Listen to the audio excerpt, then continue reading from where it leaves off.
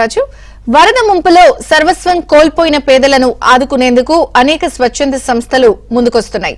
ప్రజల కష్టాలు కన్నీళ్లు చూసి తానా ఫౌండేషన్, ఇస్కాన్ వంటి సంస్థలు తమ వంతు బాధ్యతగా నిత్యావసర వస్తువులను పంపిణీ చేస్తున్నాయి. దీనికి సంబంధించి మరింత సమాచారం మా ప్రతినిధి ప్రసాద్ అందిస్తారు. ప్రసాద్,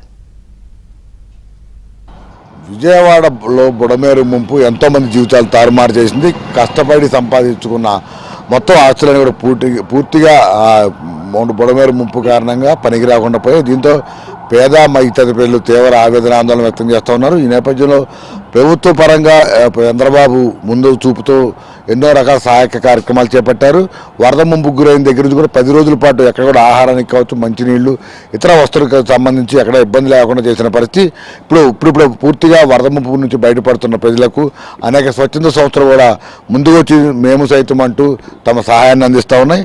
అందులో అలాగే తానా ఫౌండేషన్ ఆధ్వర్యంలో కూడా పేద ప్రజలకు నిత్యావసర వస్తువులు, మరోవైపు ఇస్కాన్ ఆధ్వర్యంలో లక్షలాది మందికి భోజన సౌకర్యాలు కూడా కల్పించిన పరిస్థితి కనిపిస్తూ ఉంది. ఇక వారు ప్రధానంగా 5 కిలోల బియ్యంతో పాటు 1/2 కిలో పంచదార, కిలో నూనె ప్యాకెట్తో పాటు వేరుశెనగ గుళ్ళు, వేయించిన శనగపప్పు, అలాగే పసుపు, కారం, ఉప్పు, గోధుమ పిండి, కందిపప్పు, ఇట్లా మొత్తం ఇంట్లోకి ఏదైతే జనరల్గా వాడతారో ఆ పూర్తిగా అవన్నీ కూడా నిత్యావసర వస్తువులు కూడా అందజేశారు.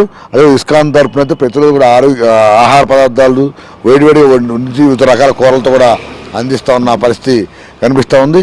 మరోవైపు అమృత చారిటబుల్ ట్రస్ట్ ఆధ్వర్యంలో కూడా గృహోపకరణాలకు సంబంధించి అదేవిధంగా వస్త్రాలు, ఇంట్లో వాడుకునే పళ్ళాలు అన్నీ కూడా అందజేసిన పరిస్థితి. ఇలా ఎక్కడెక్కడో విదేశాల్లో స్థిరపడిన తానా ప్రతినిధులందరూ కూడా సంఘటితమై అందరూ కూడా మేమున్నామంటూ అక్కడ నుంచి మొత్తం పెద్ద ఎత్తున లక్షలాది మందికి అందించే విధంగా ఈ నిత్యావసర వస్తువులు కూడా పంపిణీ చేసినట్టు కూడా చెప్తా ఉన్నారు. ఇంకా అవసరమైతే ప్రభుత్వ పరంగా కూడా చంద్రబాబును కలిసి కూడా ప్రత్యేకంగా సీఎం రిలీఫ్ ఫండ్కి కూడా కొన్ని కోట్ల రూపాయలు కూడా కేటాయించిన పరిస్థితి.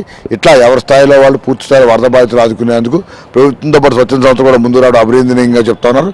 ఇటు ఇస్కాన్ కావచ్చు, అలాగే తానా ప్రతినిధులు చేస్తున్న కృషికి కూడా ప్రభుత్వం ప్రత్యేకంగా ధన్యవాదాలు తెలిపిన పరిస్థితి కనిపిస్తూ ఉంది.